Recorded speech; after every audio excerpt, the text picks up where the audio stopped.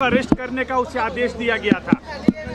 देखिए, ये जो 2008 का षड्यंत्र है ये सभी के सामने अब खुल चुका है और उस समय की जो सरकार है, इस सरकार ने वोट की राजनीति के लिए हिंदू टेरर और भगवा आतंकवाद ये शब्द तैयार किए थे।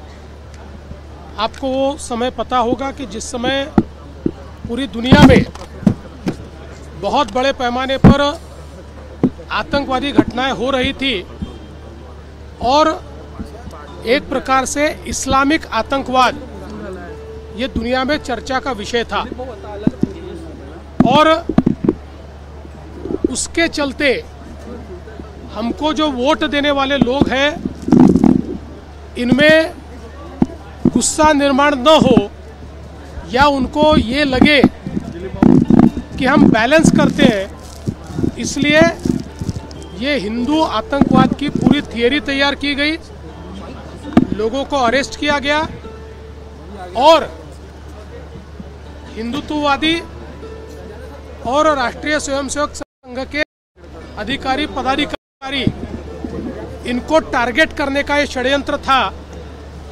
लेकिन बहुत जद्दोजहद करने के बावजूद उनके खिलाफ कोई भी पुख्ता सबूत नहीं मिल पाया और कई अधिकारी ऐसे थे कि जिन अधिकारियों ने बहुत प्रेशर आने के बावजूद ये स्पष्ट रूप से कहा कि हम इतना गैर कानूनी काम नहीं कर सकते, ऐसा कोई सबूत दूर दूर तक इनके खिलाफ नहीं है। तो मुझे ये लगता है कि अब परत दर परत ये जो षड्यंत्र है ये बाहर निकल रहा है और किस प्रकार के क्योंकि उस समय इस्लामिक आतंकवाद था, वो आज भी है, पर ऐसा किसी ने नहीं कहा था कि सारे मुस्लिम आतंकवादी है, किंतु बावजूद उसके तमाम हिंदुओं को आतंकवादी ठहराने का प्रयास ये कांग्रेस के माध्यम से उस समय किया गया था और उसी की कड़ी है। अब धीरे धीरे लोग बोलना शुरू करेंगे और कई गंभीर चीजें बाहर आएगी।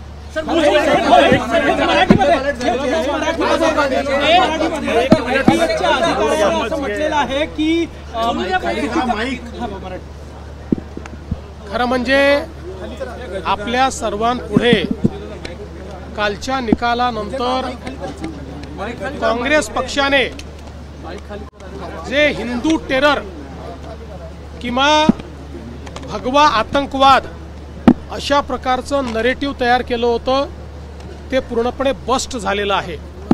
आपल्याला कल्पना आहे की 1990च्या दशकाच्या शेवटच्या भागात आणि साधारण 2000 मध्ये सुरुवातीच्या दशकामध्ये संपूर्ण विश्वात मोठ्या प्रमाणात आतंकवादी घटना घडल्या।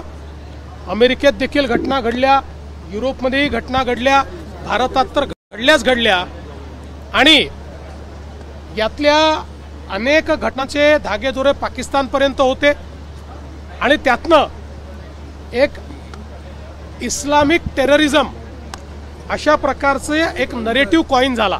हा काही भारताने कॉइन केला नव्हता, जगामध्ये कॉइन झाला। भारतामध्ये या नरेटिव्हचा आपल्या वोट बँकेवर विपरीत परिणाम होतोय अशा प्रकारे काँग्रेसला लक्षात आलं। खरं म्हणजे कोणीच सर्व मुसलमानांना आतंकवादी ठरवलं नव्हतं, पण तरी देखील या ठिकाणी सर्व हिंदूंना आतंकवादी ठरवण्याकरता पक्षाने हे षड्यंत्र रचलं, यूपीएने षड्यंत्र रचलं आणि हिंदू आतंकवाद, हिंदू टेरर अशा प्रकारचा शब्द कॉइन करून अनेक लोकांना पकडलं आणि मग प्रयत्न सुरू केला, एक यंत्रणेवर दबाव आणण्याचा प्रयत्न सुरू केला। हिंदुत्ववादी संघटना आणि विशेषतः राष्ट्रीय स्वयंसेवक संघ याचे अधिकारी किंवा विचार परिवारातील अन्य संघटनांचे पदाधिकारी हे कसे या सगळ्या भगव्या आतंकवादामध्ये शामिल आहेत अशा प्रकारचं षड्यंत्र तयार करण्याचा प्रयत्न झाला पण त्याचे दूर दूरपर्यंत कुठलेही पुरावे त्यांना मिळाले नाही. पुराव्या अभावीही कारवाई करा अशा प्रकारचा दबावही त्यावेळी पोलीस यंत्रणेवर होता. पण पोलीस यंत्रणेतले अनेक प्रमुख अधिकारी हे त्या दबावाला बळी पडले नाहीत आणि म्हणून मला असं वाटतं की पुढची कारवाई होऊ शकली नाही. अन्यथा हे खूप डीप रूटेड, खोल रुतलेलं अशा प्रकारचं षडयंत्र होतं. मात्र आता त्याचा पर्दाफाश झाला आणि हळूहळू यातल्या सगळ्या घटना बाहेर येतील आणि कशा प्रकारे त्यावेळच्या देशातल्या सरकारने आणि राज्यातल्या सरकारने हिंदूंना आतंकवादी ठरवून हिंदू संघटनांना बॅन करण्याकरता, हिंदू संघटनांना संपवण्याकरता एक प्रयत्न उभा केला होता हे यातनं लक्षात येतं. उस अधिकारी ने कहा है कि उसने उनकी बात नहीं मानी, इसलिए उसके कैरियर पर बात कर दिया गया. शिवाजी महाराज का सनातनी आतंकवाद. पहले तो पृथ्वीराज चौहान ये अपने साथियों को बताए, क्योंकि वो जिस सरकार में थे, मनमोहन सिंह जी की सरकार में, जिसमें प्रधानमंत्री कार्यालय का कार्यभार वो संभालते थे, उसी सरकार ने इसको भगवा आतंकवाद करार दिया. तब याद नहीं आया ये छत्रपति शिवाजी महाराज का भगवा है. तब ये भगवा आतंकवाद, हिंदू आतंकवाद बोल रहे थे. और चाहे वो भगवा हो, चाहे वो हिंदू हो, चाहे सनातनी हो, इनमें भेद नहीं है. ये सब एक है और ये सारे के सारे राष्ट्र प्रेमी, राष्ट्रवादी और राष्ट्रीय विचारों से प्रेरित है. सर, उस अधिकारी ने कहा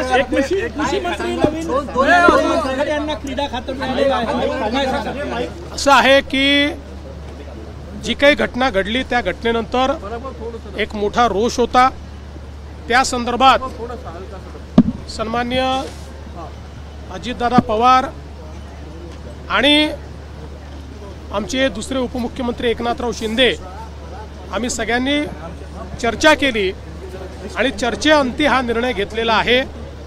आणि म्हणून त्यांचं खातं हे बदललेलं आहे, त्यांना दुसरं खातं दिलं आहे आणि कृषी खातं हे मामा भरणेंना देण्यात आले.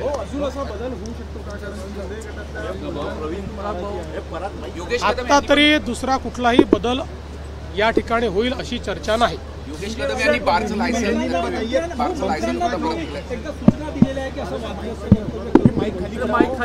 हे नक्की आहे की आता जर कोणी अशा प्रकारे बेशिस्त वर्तणूक करेल तर त्यांना सगळ्यांना आम्ही सांगितलेल्या तिघांनी की आम्ही हे खपवून घेणार नाही आणि याच्यावर कारवाई होईल. सर, जिस तरीके से कृषि मंत्री बदला गया, तो क्या ये अन्य मंत्रियों के लिए संकेत है कि संभल जाओ?